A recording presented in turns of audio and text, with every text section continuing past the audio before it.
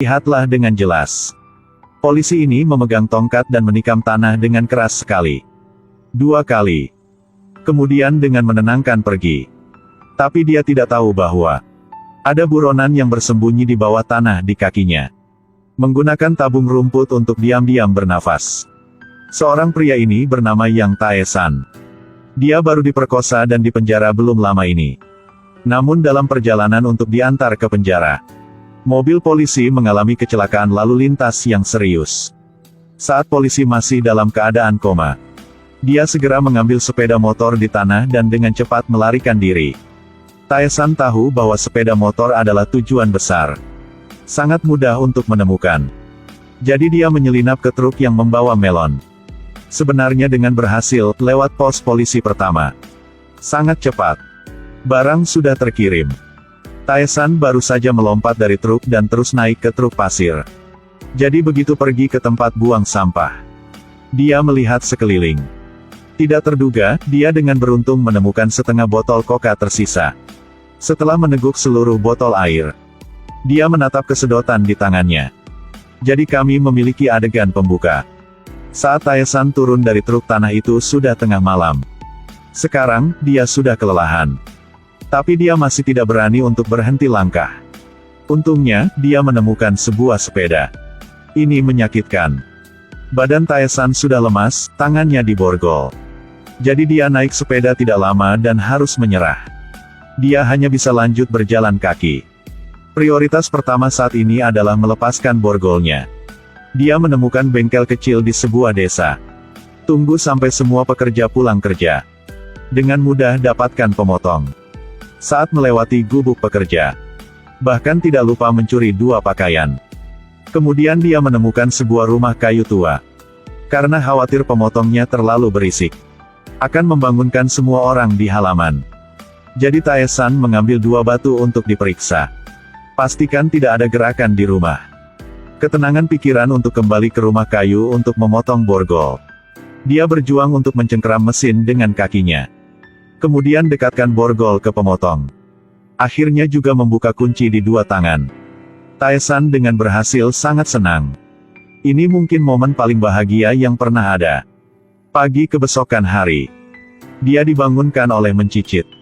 Ternyata seorang wanita sedang menangkap ayam. Tae-san tahu bahwa dirinya tidak bisa tinggal di sini terlalu lama. Harus pergi secepatnya. Tapi sekarang di luar ada orang. Apalagi belum makan berhari-hari. Pada dasarnya tidak bisa lari jauh. Ragu-ragu untuk waktu yang lama.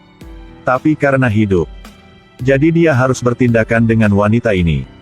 Ayo lihat dengan jelas. Wanita ini sibuk mengejar ayam di halaman. Tapi di ruang kecil dari sana tidak jauh, ada sepasang mata lain yang menatap wanita itu.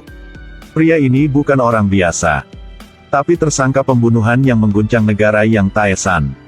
Wanita ini tidak bisa menangkap ayam. Harus mulai memisahkan biji jagung untuk memikat ayam. Tapi sang wanita ini tidak tahu bahwa Tae-san dekat sana sedang menangis dengan diam. Tae-san berharap dia bisa berubah menjadi ayam sekarang.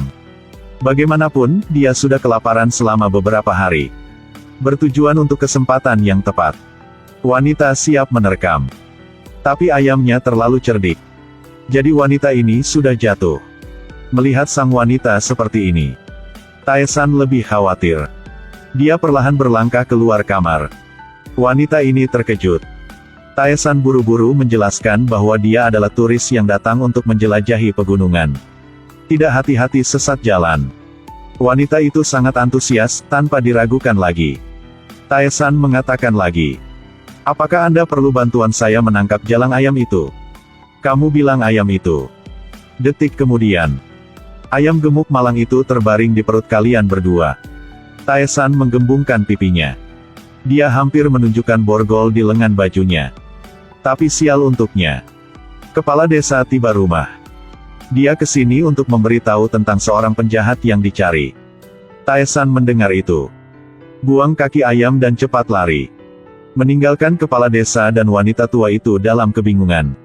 Di luar desa saat ini, kekuatan besar polisi dan tentara dimobilisasi. Setelah banyak usaha yang gagal, polisi tentu saja sudah menghilang sabar. Mereka sedang melakukan pencarian ekstensif di gunung tempat Tae-san bersembunyi. Kabar buruk tidak pernah datang sendiri. Pembunuh Presiden Moon juga mengikuti mobil polisi ke tempat itu. Tae-san berlari dan tidak berani berdiri. Tapi polisi dengan cepat mengejar. Dari gunung ke sungai. Dari hari sampai malam. Tae-san kurang tahu dirinya sudah berlari berapa lama. Sekarang dia akan turun gunung dari sisi lain. Tapi tiba-tiba bentrok langsung dengan tim patroli. Dia harus menoleh dan pergi jauh ke dalam gunung. Semakin banyak orang mengelilingi Tae-san. Dia takut dan anggota tubuhnya lemah. Jika dia tahu itu, dia tidak akan serakah untuk memakan ayam itu.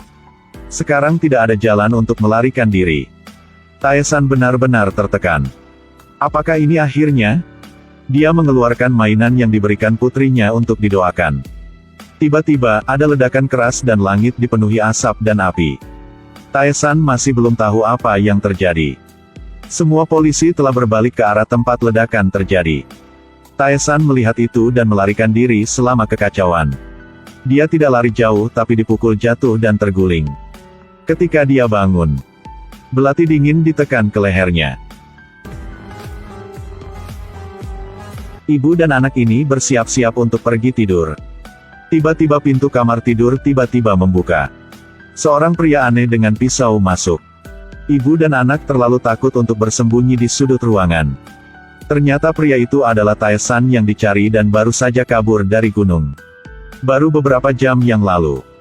Tae-san dikelilingi oleh sejumlah besar polisi dan jatuh ke jalan buntu. Ledakan tiba-tiba memberinya kesempatan untuk melarikan diri. Namun, pembunuh yang dikirim Presiden Moon sudah berada di kaki gunung. Tae-san dipukuli. Ternyata ledakan dibuatkan oleh pembunuh. Tujuannya untuk mengalihkan perhatian polisi. Karena tujuannya adalah untuk mendapatkan kamera di tangan Tae-san. Saat ini dia mengingat tentang lemari bawah.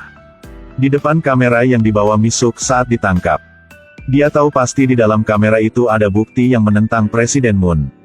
Tapi kamera ada di tangan kakaknya. Tapi dia tidak menyimpannya bersamanya. Tempat pisau berada di sebelah leher sudah mulai berdarah. Tae-san sengaja menggosok borgolnya. Dan menarik perhatian pembunuh. Pertempuran sengit pecah. Tae-san bukan lawannya. Dia segera dicekik oleh si pembunuh.